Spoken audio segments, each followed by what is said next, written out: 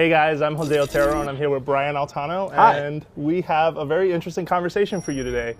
Today on the internet, we saw the Link Between Worlds box art. Link Between Worlds is coming out on November 22nd. Yep. And the box art had a very interesting detail. It had a Master Sword, so that now, what did it really have? It had a logo for a Nintendo network. What does that mean? Well, that is basically a symbol that there may be some online component to this game. Mm-hmm. Yeah, what it is, we have no idea, but Yeah. we have some theories, and we'd be eager to hear yours. So what's your theory for this? So to me, right off the bat, it's weird to see an online Zelda thing.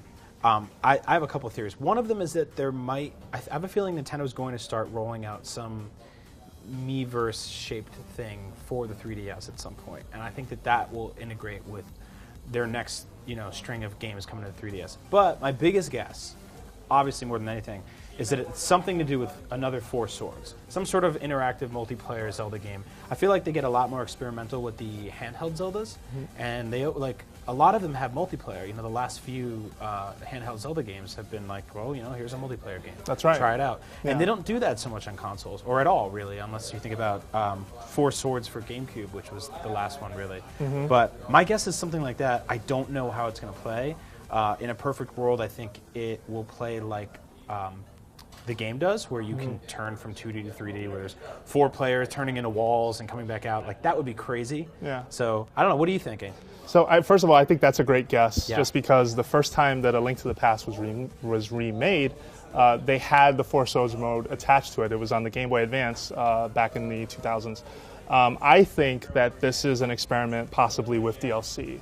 Earlier this year, Fire Emblem came out on the 3DS and had a bunch of DLC packs as part of it, and it seemed like an experiment from Nintendo with a very hardcore style game, right? We're talking about a strategy RPG that had DLC in some form or capacity on a handheld.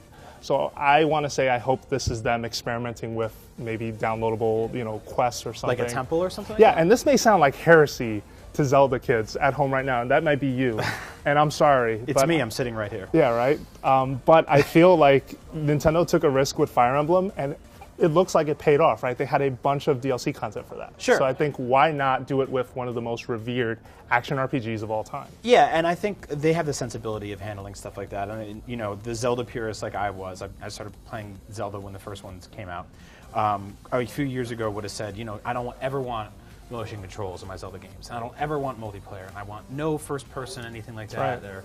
And little by little, they've folded all those things into the franchise, and they've all worked to some degree. Like, there's never really been anything, aside from maybe Link's crossbow training, where I was like, what are you guys doing? Where I've been like, that's horrible, it's broken the franchise forever for me. So I think, what's stopping them from, you wake up in the game and you get a call from your little fairy, and she's like, hey, there's a new thing we got to show you in town. You go, and then there's a new temple to go to. Very interesting, yeah. So what do you think? Join us in this conversation. Leave us a comment. What could this Nintendo Network logo mean for A Link Between Worlds? For more coverage on Zelda, 3DS, and A Link Between Worlds, stay tuned to IGN.